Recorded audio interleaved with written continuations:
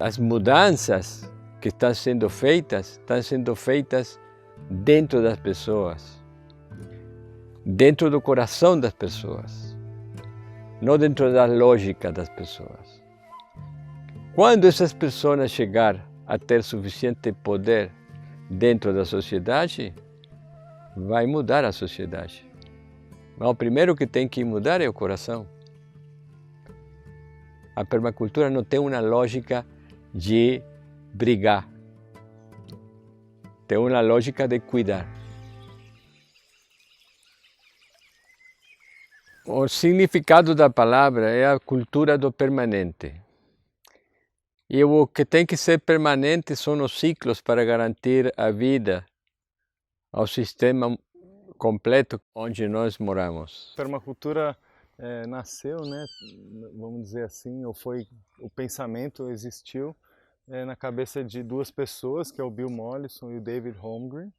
Inicialmente no Bill Mollison, né, que era estudante de agronomia e estava sendo formado, né, ou formatado para praticar agricultura convencional.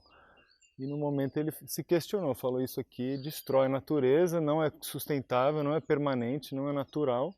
O homem é necessário o tempo todo e ainda produz um alimento de péssima qualidade. Então não é isso que eu quero aprender. Ele saiu da faculdade e foi estudar sozinho, né, e aí em associação com outras pessoas, e desenvolver a agricultura permanente, né, que é a origem da permacultura, né.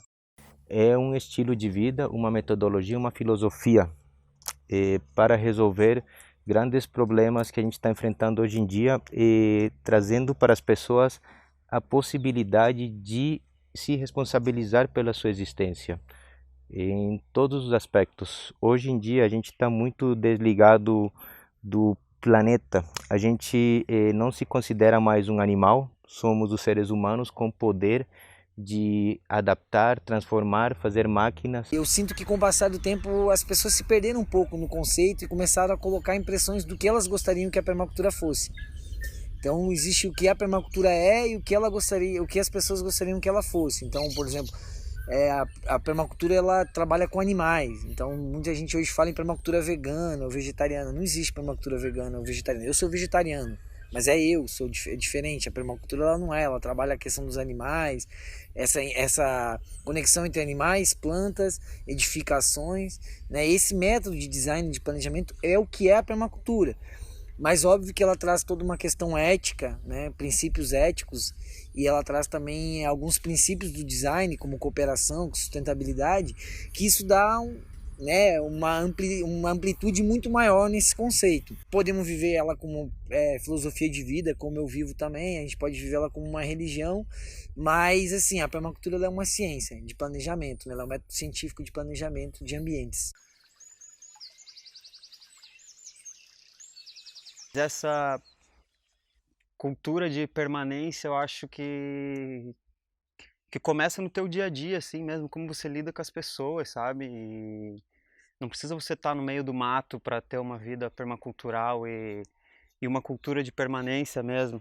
Eu moro na cidade grande, como eu estava falando, não consigo reduzir todos os meus impactos da minha existência, mas se você tiver aquilo que sempre falam, cuidado com as pessoas, com todos os seres, com a terra, com os recursos naturais, a gente consegue fazer com que isso permaneça e o planeta continue vivo, né? Que é o que a gente quer.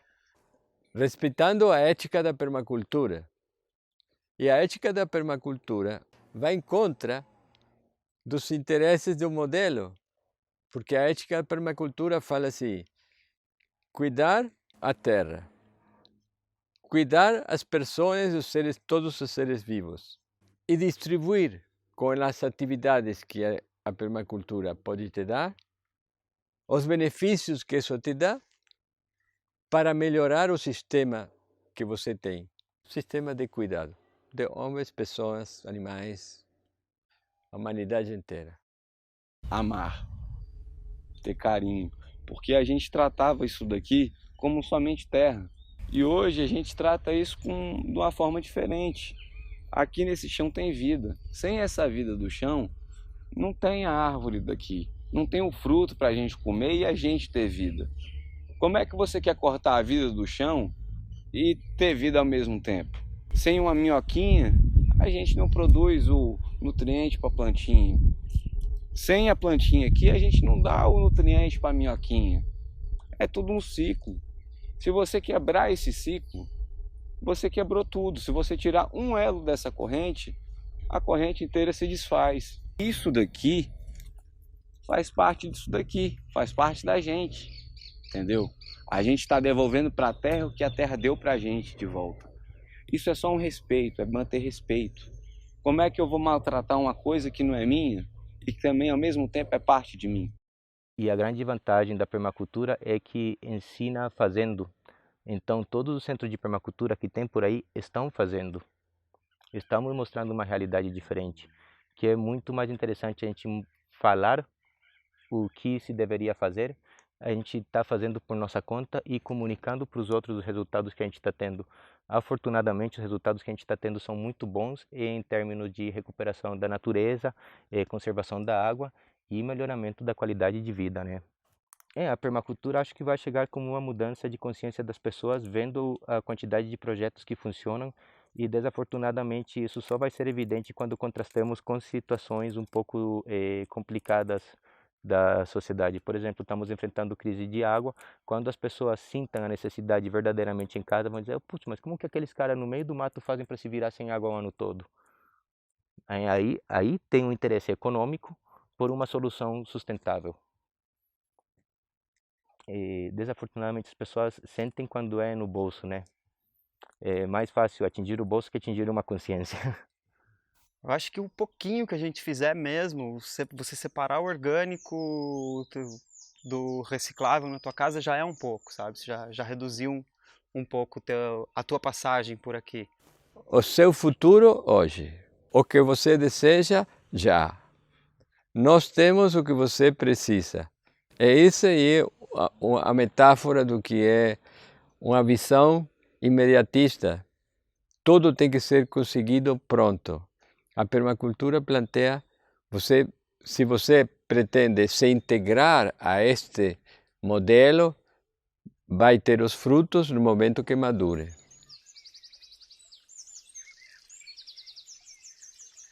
É o que muita gente na cidade não entende. Eles olham assim o agricultor, acha que é o roceiro, acha que é o peão, acha que é o caipira, o bicho grilo.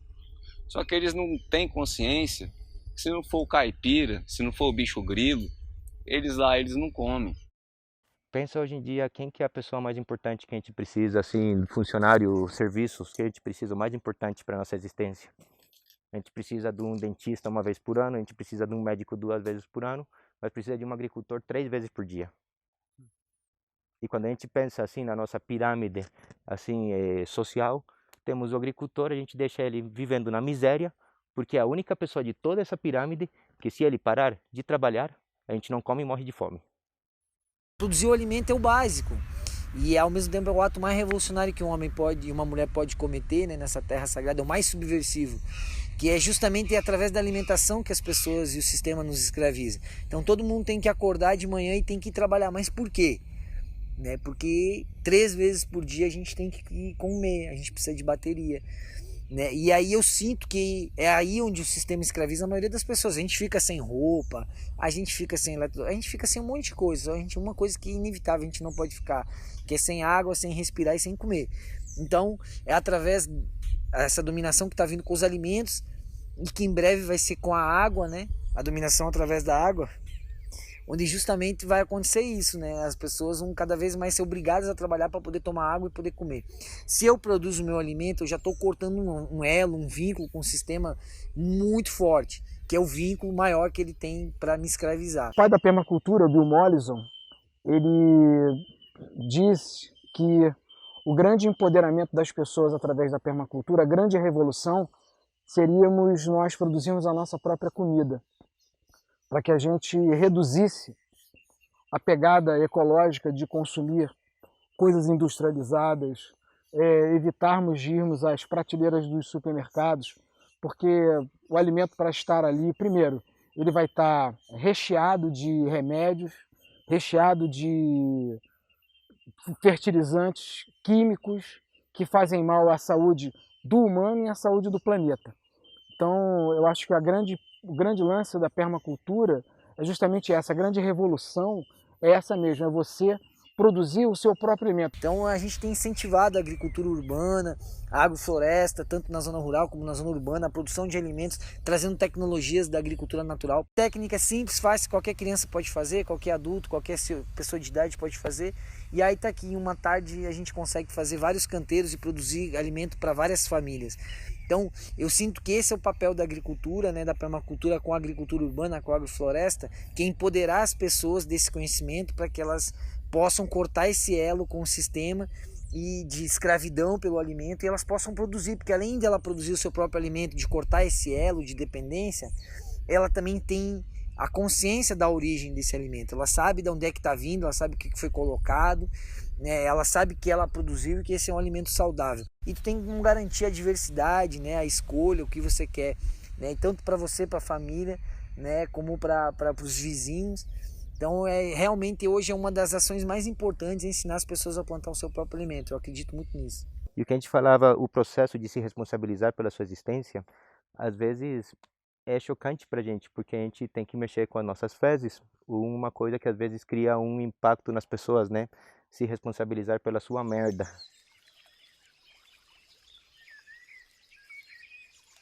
Esse problema de não saber para onde vai a nossa merda é complicado, né? Saber que sua merda tem um pouquinho de valor e que com o manejo adequado você transforma uma coisa que é um problema na sociedade num benefício para um solo que está degradado, que é o caso que aconteceu aqui, né? Onde a gente não precisa apertar um botãozinho e usar quase 10 litros de água para jogar a merda da gente fora. Então a gente reutiliza de uma forma eficiente e inteligente a merda que sai da gente, transformando essa merda em ouro, que é o humus, que a gente chama aqui no IPEC de humus sapiens. Hoje em dia existe o saneamento no Brasil, né? A Funasa é responsável por ela e tem normas para fazer o saneamento onde não tem coleta de esgoto. E a norma exige que a gente faça 3 peças, né? Fossa, filtro e sumidouro, né?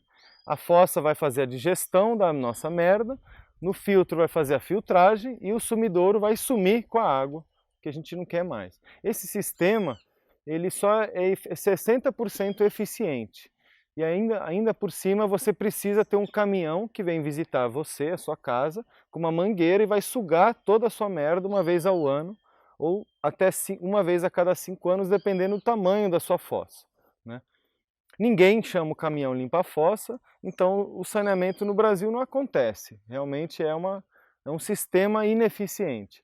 O sistema da fossa de Bananeiras, ele é a mesma coisa, só que ele é as 3 peças em uma, né? Onde ocorre a digestão no tubo de pneus, ou a câmara, ou a pirâmide, como quiser fazer.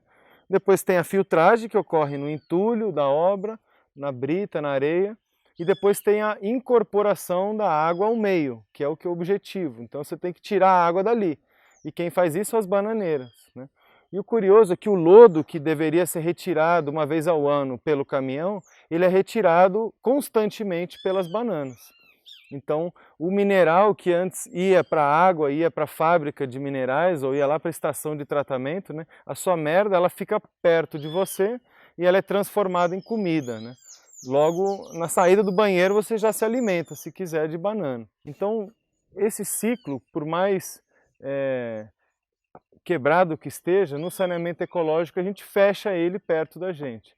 Então, a solução do saneamento ecológico, ela não é uma coisa assim, uma fossa ou um banheiro diferente, ela é uma mudança do pensamento. Então, se você não mudar o pensamento da pessoa, e ela tem que pensar o quê? Ela tem que entender que a merda dela é boa, e que a merda dela vai virar a comida dela. No momento que ela entende isso e faz isso e pratica isso, ocorreu o saneamento ecológico.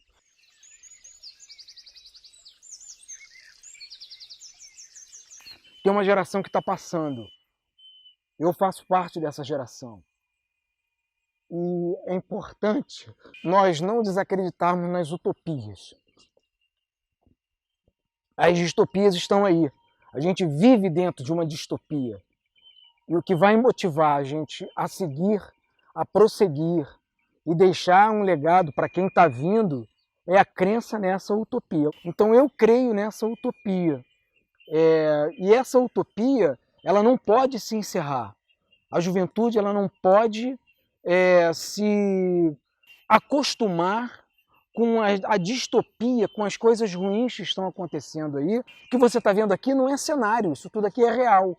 Isso tudo aqui é fruto de trabalho de pessoas que tiveram a consciência utópica de que o mundo pode ser melhor, de que o planeta pode continuar ou demorar mais tempo a se deteriorar. Se todo mundo se amasse, pensasse na humanidade como algo só, que é o que a permacultura oferece para a gente teria uma paz mundial, a gente teria a fome zero, a gente teria educação. Os jovens hoje em dia se interessam muito mais sobre isso do que os antigos, porque os antigos aprenderam de uma forma totalmente diferente. Ame a todos, ame a terra, ame as árvores, ame os animais, está tudo englobado. Para que a gente praticar guerra se a gente pode praticar amor?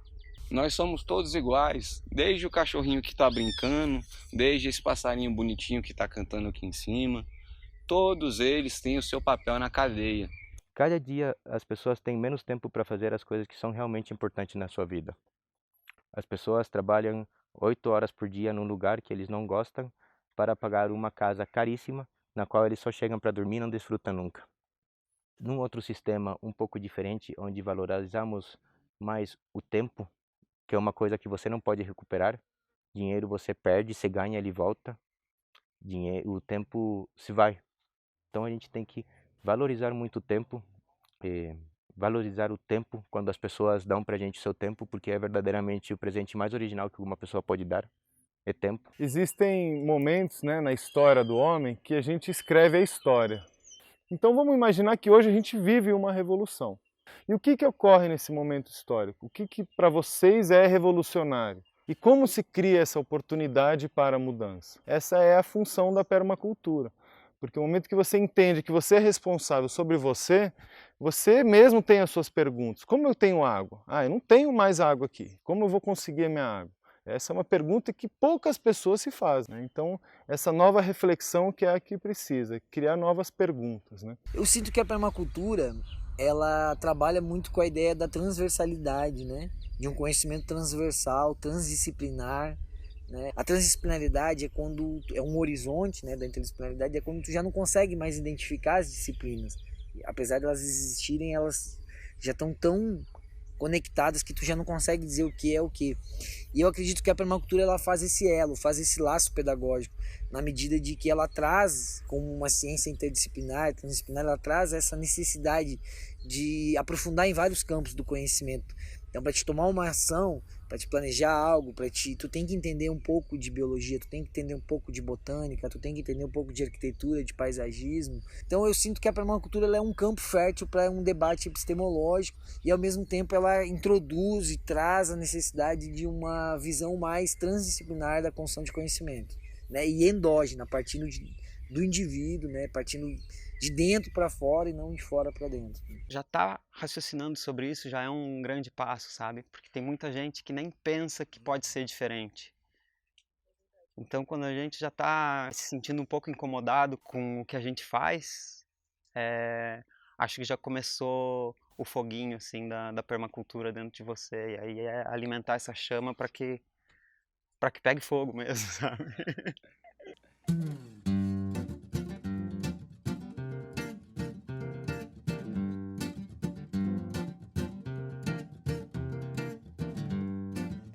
Fácil se desconectar, um clique, já era. Não tem mais olho no olho, o que será que nos espera? É tão fácil se desligar, entendendo de tudo. Mas não há como negar que há um rio sobre o mundo. Um rio de solitários juntos, presos sobre tudo. Soltos em um salto no escuro, com homens cabeça de peixe, de aquário pra ninguém te incomodar. Se não é só deletar.